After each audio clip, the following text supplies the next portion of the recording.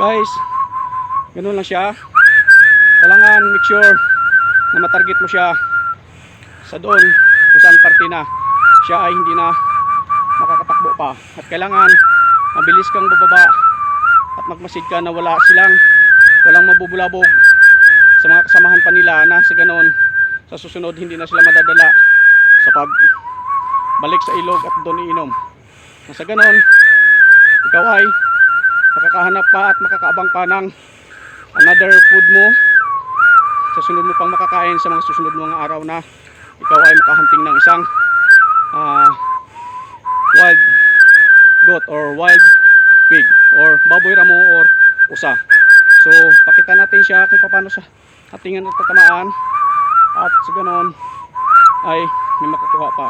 At sa susunod magdagdag pa ako ng ibang techniques pa nito kung paano abangan at kung paano ka pa makakain. Survival in combat techniques to find your food sa gitna ng bundok or kagubatan. Baba natin siya kung paano siyang tatargetin.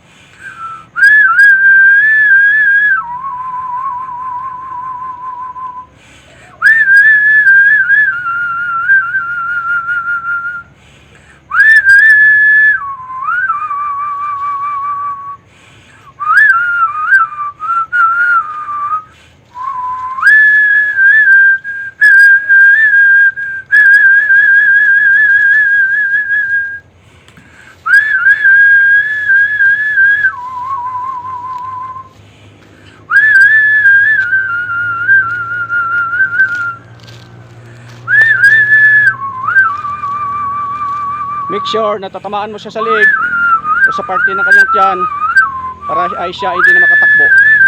So ganun pa man is this technique is very good for all, especially to all the fighters na mga nasa bundok sila or sa mga taong hindi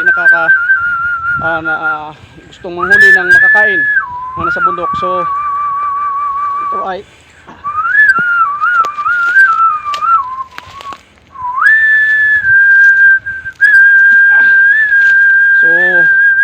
guys, so pagka bumao na yan, kasi ang mga baboy ramon lang naman, at saka yung usa or wild pig or wild goat is pag na-target mo siya is maglulusot lang yan sa